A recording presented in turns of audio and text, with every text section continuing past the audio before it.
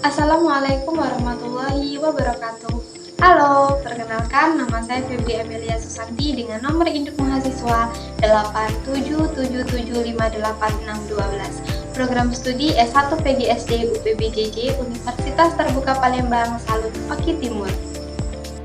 Apa itu Automated Online Proctoring? AOP adalah pengawasan ujian daring yang menggunakan kecerdasan buatan AI untuk memantau peserta ujian secara real time melalui sarana seperti kamera web, mikrofon, dan pemantauan layar komputer.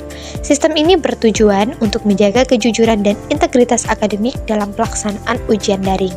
Dengan teknologi ini, universitas terbuka dapat memastikan bahwa mahasiswa tidak dapat melakukan kecurangan. Sistem ini dibangun di atas pengalaman penggunaan proctoring konvensional di universitas terbuka.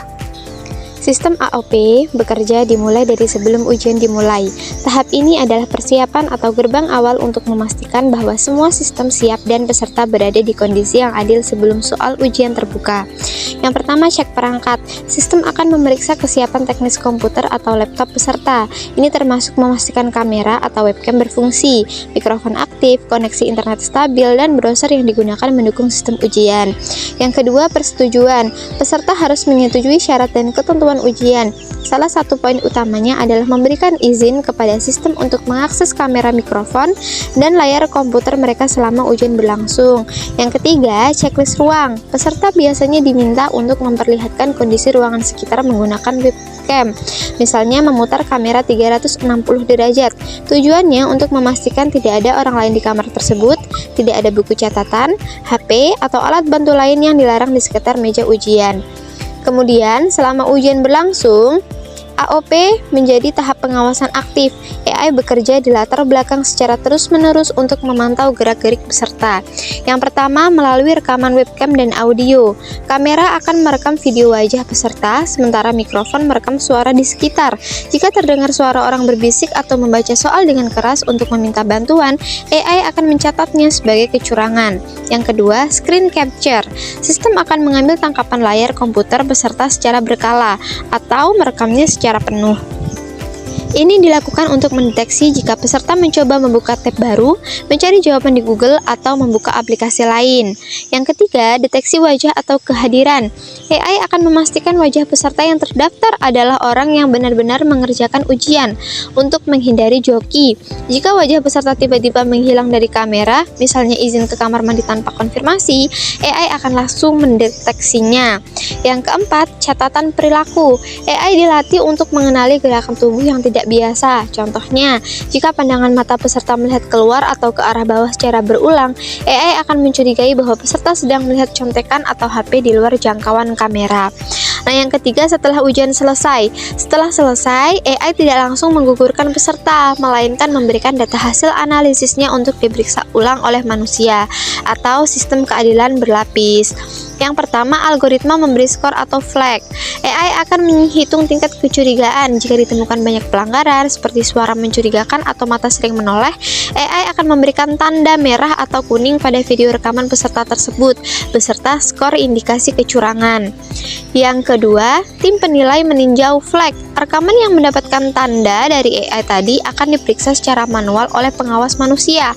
Hal ini penting karena AI bisa saja salah. Misalnya, peserta menoleh karena ada anggota keluarga yang tidak sengaja masuk kamar. Manusia akan menilai apakah itu benar-benar kecurangan atau bukan. Nah, yang terakhir, keputusan akhir berdasarkan bukti dan klarifikasi. Tim pengawas akan mengambil keputusan akhir apakah nilai ujian sah atau didiskualifikasi. Keputusan ini diambil berdasarkan bukti rekaman AI dan jika diperlukan, pihak sekolah atau penyelenggara akan meminta klarifikasi terlebih dahulu kepada peserta ujian terkait. Manfaat AOP dalam menjaga integritas akademik: yang pertama, mencegah kecurangan, melindungi reputasi gelar, dan memastikan hasil yang adil. Poin ini menjelaskan dampak positif menjaga kejujuran akademik bagi institusi pendidikan secara keseluruhan. Yang pertama, mencegah kecurangan. Dengan adanya sistem atau kesadaran untuk menjaga integritas, ruang gerak untuk melakukan tindakan tidak jujur seperti menyontek atau memakai joki dapat ditekan sekecil mungkin. Yang kedua, melindungi reputasi gelar. Jika sebuah kampus atau sekolah terkenal meluluskan siswa yang suka menyontek, nilai dari ijazah atau gelar lulusannya akan dipandang rendah oleh masyarakat dan dunia kerja. Sebaliknya, menjaga integritas akan membuat gelar yang didapatkan alumni tetap dihormati dan bernilai tinggi. Yang ketiga, memastikan hasil yang adil. Sistem penilaian yang bersih memastikan bahwa hasil akhir, nilai atau kelulusan benar-benar mencerminkan kerja keras dan kemampuan asli masing-masing individu, bukan hasil dari kecurangan. Bagi mahasiswa, bagi pihak pelajar atau mahasiswa, manfaat yang dirasakan sangat berkaitan dengan masa depan dan keadilan kompetisi. Yang pertama, hasil yang adil. Mahasiswa yang sudah belajar mati-matian tidak akan merasa dicurangi oleh mahasiswa lain yang mendapatkan nilai bagus hanya karena menyontek. Semua orang berkompetisi di atas standar aturan yang sama jujurnya. Yang kedua, memelihara nilai gelar. Saat mahasiswa tersebut lulus dan melamar pekerjaan, perusahaan akan percaya bahwa keahlian yang tertulis di transkrip nilai memang benar-benar mereka kuasai. Ijazah mereka menjadi bukti kompetensi yang valid dan dapat dipertanggungjawabkan di dunia kerja. Sementara bagi dosen, integritas akademik memberikan kemudahan dalam menjalankan tugas profesional mereka. Yang pertama, memudahkan proses penilaian. Ketika mahasiswa mengerjakan tugas atau ujian dengan jujur, dosen dapat mengukur sejauh mana materi perkuliahan dipahami dengan akurat. Dosen tidak perlu membuang waktu dan energi untuk mencurigai atau menyelidiki keaslian jawaban mahasiswa. Yang kedua, memudahkan proses audit. Dalam dunia perkuliahan, semua dokumen penilaian biasanya dievaluasi berkala atau diaudit oleh pihak penjamin mutu atau lembaga akreditasi. Jika integritas akademik terjaga, seluruh data nilai yang ada terbukti bersih, transparan, objektif, dan sah, sehingga proses pertanggungjawaban kualitas pendidikan menjadi jauh lebih mudah dan lancar. Perlindungan terhadap privasi dan kebijakan. Yang pertama, keamanan data. Poin ini berfokus pada infrastruktur teknis dan aturan operasional untuk melindungi data dari kebocoran atau akses ilegal. Aspek-aspeknya meliputi enkripsi yang pertama, proses penyandian data agar informasi yang disimpan atau dikirimkan berubah menjadi kode rahasia. Jika data tersebut diretas, pihak yang tidak bertanggung jawab tidak akan bisa membaca isinya tanpa kunci deskripsi yang sah. Kedua, pembatasan akses. Tidak semua orang di dalam institusi bisa melihat data mahasiswa.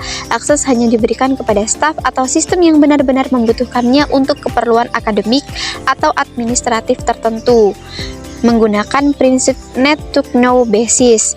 Yang ketiga, durasi penyimpanan. Menetapkan batas waktu yang jelas mengenai berapa lama data mahasiswa akan disimpan. Setelah masa studi selesai atau setelah melewati batas waktu retensi yang ditentukan hukum, data harus dihapus atau dianonimkan dengan keamanan. Yang kedua, hak mahasiswa. Poin ini mengatur transparansi dan kendali yang dimiliki oleh mahasiswa atas data pribadi mereka sendiri. Hak-hak tersebut mencakup yang pertama, persetujuan terinformasi. Mahasiswa harus diberikan informasi yang jelas mengenai data apa saja yang diambil, untuk apa digunakan, dan mereka harus memberikan persetujuan secara sadar sebelum data tersebut diproses. Yang kedua, mekanisme banding. Menyediakan saluran atau prosedur resmi bagi mahasiswa jika mereka merasa hak privasinya dilanggar, ada kesalahan data, atau keberatan dengan cara data mereka dikelola. Yang ketiga, opsi aksesibilitas. Memberikan kemudahan bagi mahasiswa untuk melihat, memeriksa, atau memperbarui data pribadi mereka sendiri yang tersimpan di sistem. Yang keempat, siapa yang dapat melihat data? Kejelasan dan keterbukaan informasi mengenai pihak-pihak mana saja, misalnya dosen, administrasi, atau pihak ketiga yang bekerja sama yang diberi izin untuk mengakses data mereka. Yang ketiga, komitmen. Poin terakhir ini menunjukkan janji dan tanggung jawab institusi. Dalam hal ini disebutkan, yaitu universitas terbuka untuk menjaga integritas sistem perlindungan data secara berkelanjutan. Komitmen tersebut diwujudkan melalui yang pertama, audit berkala, melakukan pemeriksaan dan evaluasi sistem keamanan informasi secara rutin untuk menemukan celah keamanan sebelum dimanfaatkan oleh pihak luar. Yang kedua, melibatkan perwakilan mahasiswa, yaitu mengajak mahasiswa untuk ikut serta dalam pengawasan atau perumusan kebijakan privasi, sehingga kebijakan yang dibuat tetap adil dan berorientasi pada kepentingan mahasiswa. Yang ketiga, tidak menggunakan data untuk tujuan lain.